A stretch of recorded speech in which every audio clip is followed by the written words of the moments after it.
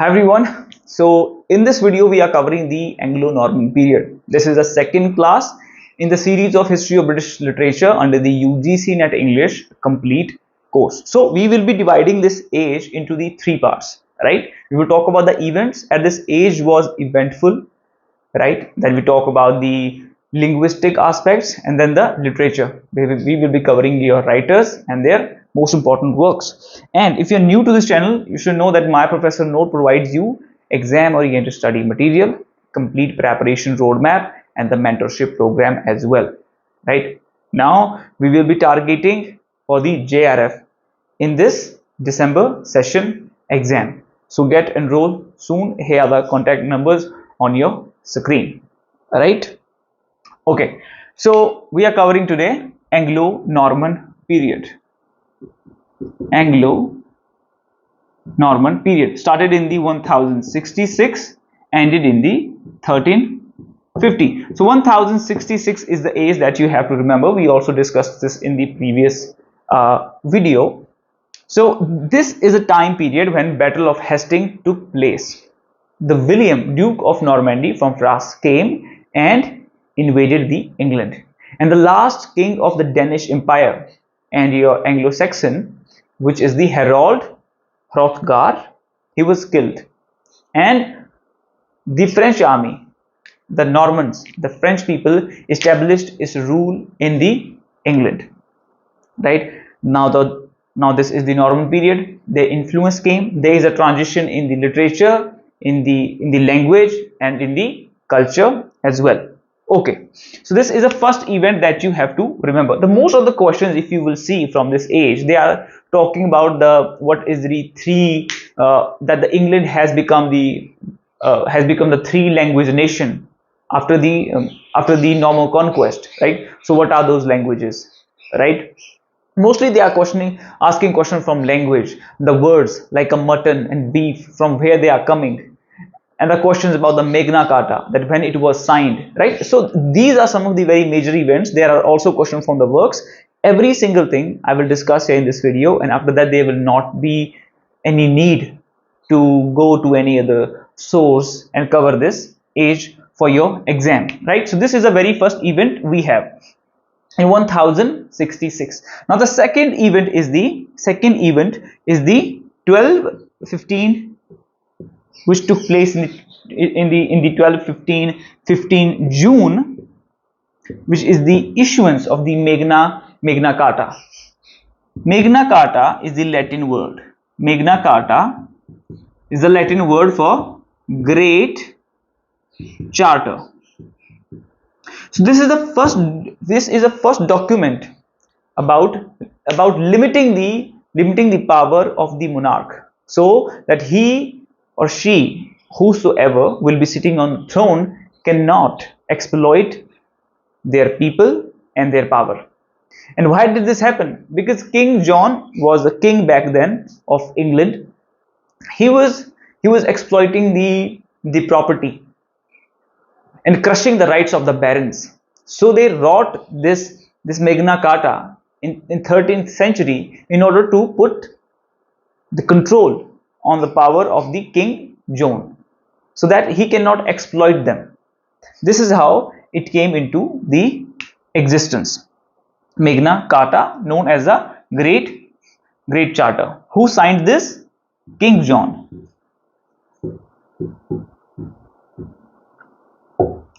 Right? Because he was exploiting the power and the people of England. Okay, so this is how it came into the existence. Now there's something very important I want to tell you. Before this, they are the two intellectual institutions which came into existence. First one is the Oxford, which came into existence in the 1167. First one is the Oxford, which came into existence in the 1167. Another one is the Cambridge, which came into the existence in the 1209. Right? And both of these has a major influence of the John Wycliffe in their shaping. Even though he came in the late 14th century and also known as the rising star of the Renaissance period. But these things are very interrelated, so I thought that I should discuss this thing with you here. Their dates are also important, as sometimes they are asked in your set net gate examination, right? Now, beside this, we have discussed the establishment date of these two institutions and the two main events. One is this one, another one is the Magna Carta. Now, the third event, right? The third event. What is that event? That is the 1337 100 Years War. That is the 100 Years War. Now, it ended in the 1453. Even though it is beyond the Chaucer's age, but it began in the Anglo-Norman period. And how did this happen? So, Edward III, who was the king of the England, he was a nephew of King Charles IV, who died in the 1328. So when he died childless. There was no heir, right? There was nobody to ascend to the throne after his death.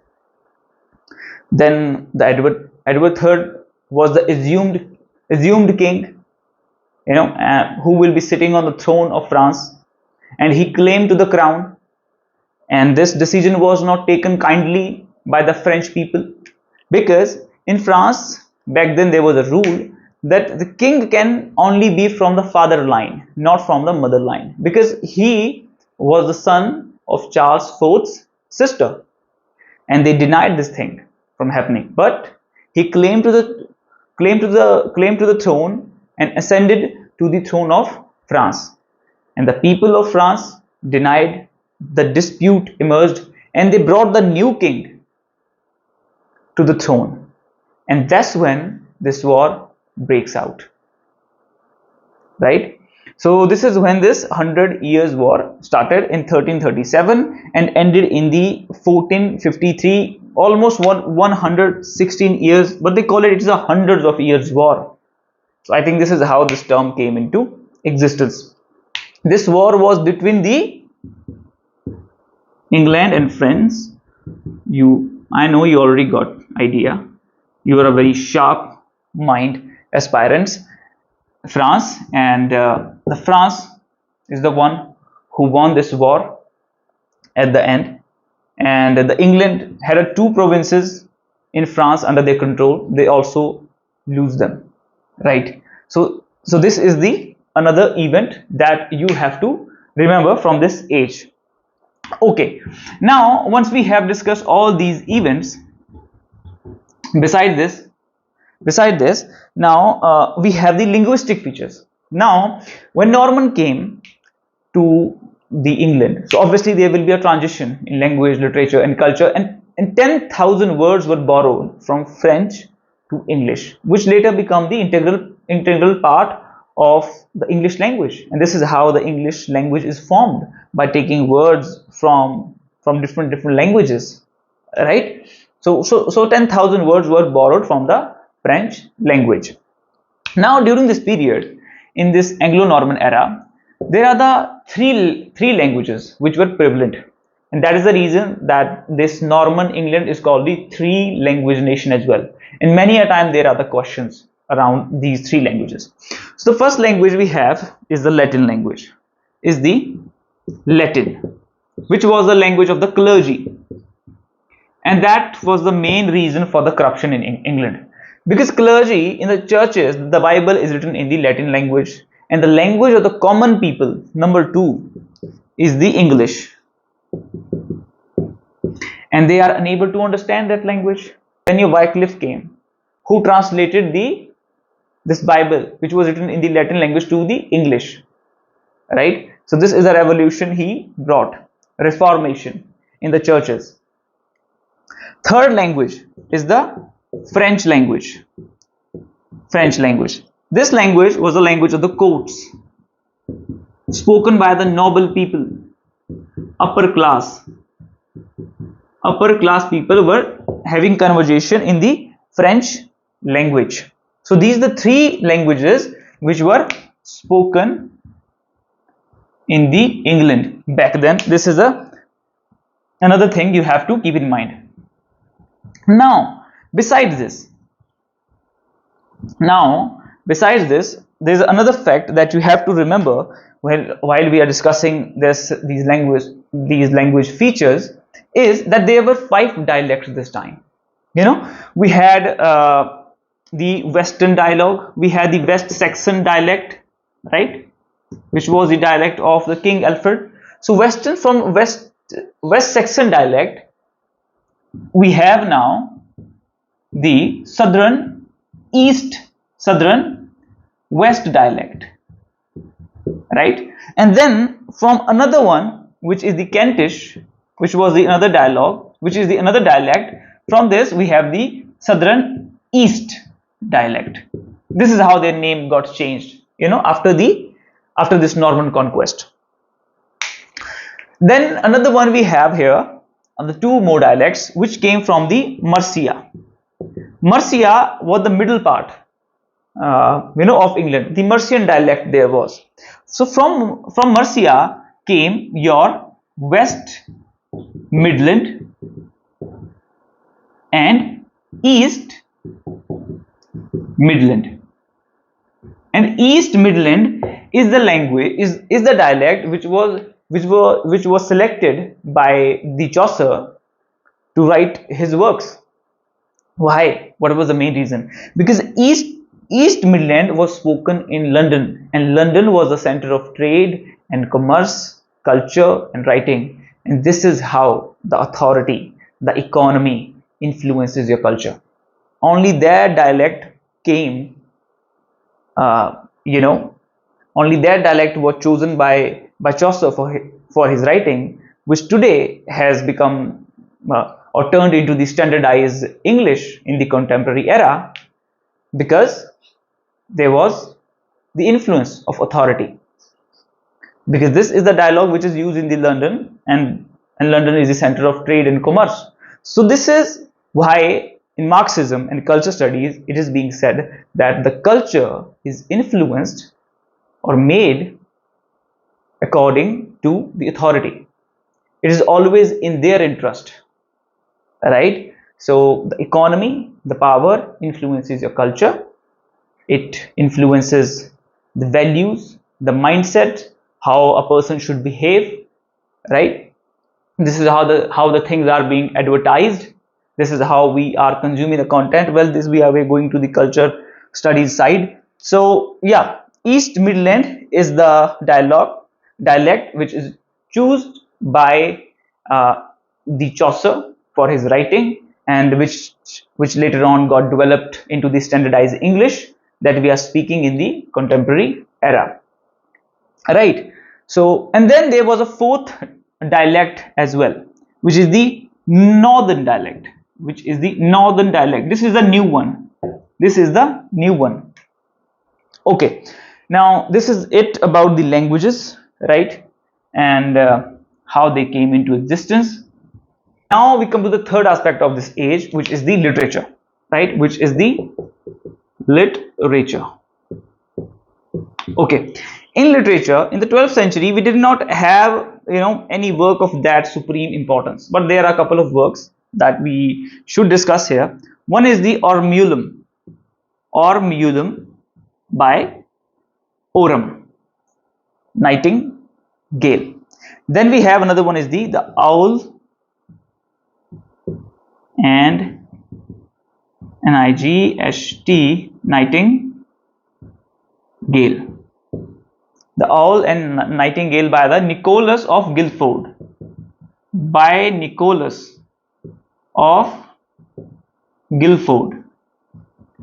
He is assumed to be the writer of the Owl and Nightingale. Okay, these are 2 works we have in the 12th century. Then we come further. Well, we have another work here in the 12th century as well, which is the Geoffrey of Monmouth's work Historia Regum Britanniae. This is in English, it means the history of the king The history of the King of Britain. Right, this is the another work which is written by the Geoffrey Monmouth. It was written towards the 1100 or something. I forgot the exact date when this work was written. I want you to search its date on internet. Right, the next work we have here is the Layamon's Brute. This is the 13th century work. Layamon's Brute. Right, Layamon's Brute is the historiography of Britain in the verse. Right, and here in this work we got to know about the King Arthur. Right, this is what this work talks about, and it was written in the 1205 by the Layamon. Right, then we have some of the very famous work of the French period. One is the Roman de la Rose, or the Romance of the Rose. Right, 1230 the first part came, and 1270 the second part came. So make sure you write down this as well. Beside this, we have the Chanson de Geste. These are the songs of the heroic deeds. Then we have Maria de France, the another woman poet. Maria de France. She translated the Aesop's fables from Middle English to the Anglo-Norman French language. Right, so these are the important works. Then in 1320, another work we have here. 1320, there is a work called the Cursor Mundi in English, which means the history of the world.